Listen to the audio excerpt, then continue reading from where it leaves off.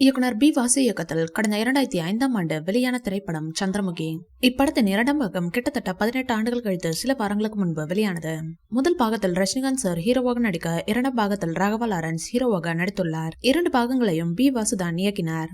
சந்திரமுகி 2 படத்தில் கங்கனா ரணாவத் சந்திரமுகி கதாபாத்திரத்தில் நடித்துள்ளார். சந்திரமுகி 2 திரைப்படம் கடந்த செப்டம்பர் மாதம் 28ஆம் தேதி திரையரங்குகளில் வெளியானது. சந்திரமுகி முதல் பாகத்தில் படம் முழுவதும் த்ரில்லர் அம்சங்கள் பல நிறைந்திருக்கும்.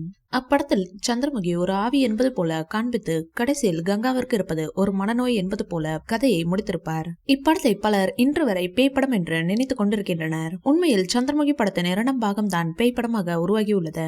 சந்திரமுகி யார், வேட்டையன் ராஜா யார், சந்திரமுகி பேயாக மாறியதற்கு காரணம் என்ன என்பது போன்ற அம்சங்கள் இப்படத்தில் இடம்பெற்றுள்ளன.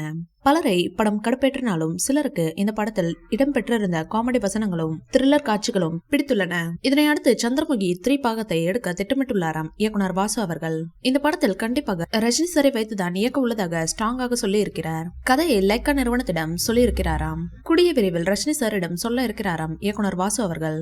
ரஜினி சார் நடித்து இந்த படம் அறிவிப்பு வந்தால் தமிழ் சினிமாவின் 1000 கோடி எடுக்கும் முதல் படமாக இந்த படம் இருக்குமாம். தமிழ் சினிமாவில் இப்போது டாப் இயக்குநர்களில் ஒருவராக லோகேஷ் கனகராஜ் மாநகரம், கைதி, மாஸ்டர், விக்ரம் என வரிசையாக 4 ஹிட் படங்களை கொடுத்தார். இதன் காரணமாக அவரது கிராஃப் எங்கேயோ சென்று கொண்டிருந்தது.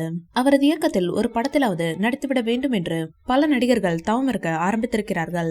மேலும் இந்த சின்ன வயதிலேயே இப்படி ஒரு உயரத்திற்கு சென்றிருக்கும் லோகேஷை பார்த்து ரசிகர்களும் திரைத்துறையினரும் ஆச்சரியம்தான் பட்டிருக்கிறார்கள். அந்த வகையில் ரஜினிகாந்த் சாரை வைத்து கூலி படத்தை இயக்கி வருகிறார்.